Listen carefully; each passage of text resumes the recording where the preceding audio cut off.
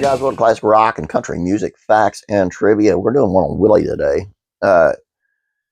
If you ever heard the story about him and his first wife and the huge fight, and how she sewed him into the bed sheet so she could beat the crap out of him, well, is that story true?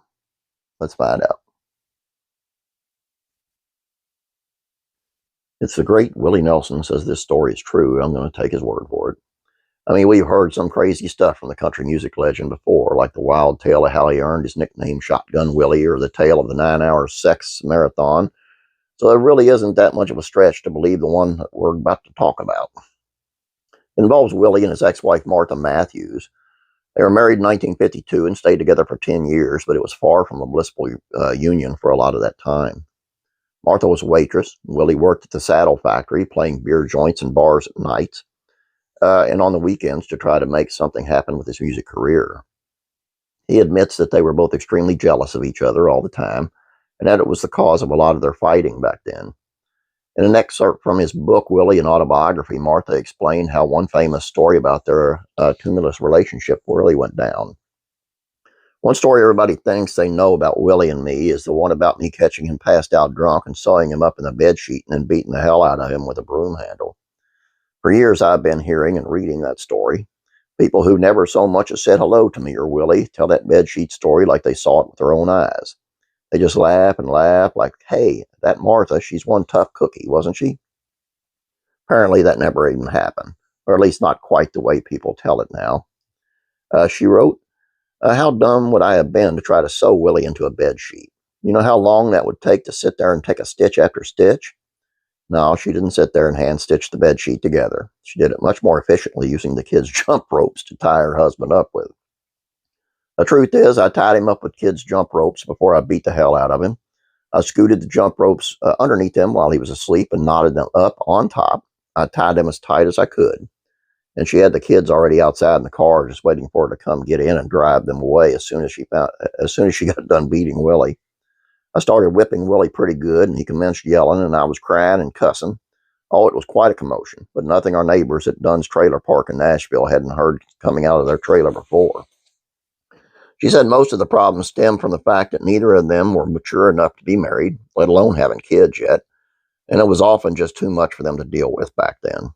She continued, hell, we were just kids trying to deal with being married and having babies, but no money and no home life to speak of. Just one beer joint after another, sleeping under a different roof every few months, drinking way too much whiskey.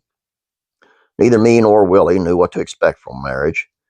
We thought being young and in love was all we needed.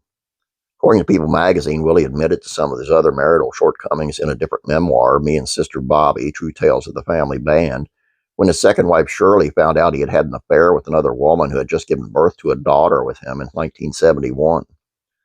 Shirley saw a bill from the Houston hospital. I tried to play it off as no big deal. I told her I had to go to the hospital for something minor. It sounds like no big deal, except for the fact it came from the maternity ward. She wasn't buying that for one simple reason. The bill said charges were for the birth of a baby girl, Paula Carlene, born to Mrs. Connie Nelson. Shirley caught him red-handed, and he owned up to it, saying, Connie's my girlfriend, Paula's our daughter. I mean, I'm sure Willie had another house that he could have put on there is an address for the hospital mail, right? It had to have been heartbreaking for Shirley to find out about not only the affair, but also her husband's new daughter that way.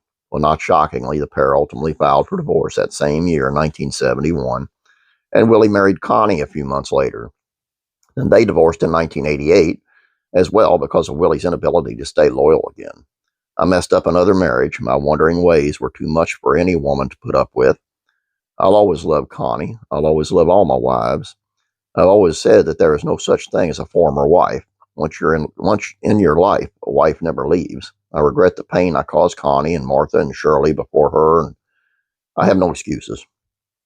In the end, it did work out for Texas Outlaw when he married his now wife, Annie, in 1991. The pair has been together ever since and have two musician children of their own together, Lucas and Micah.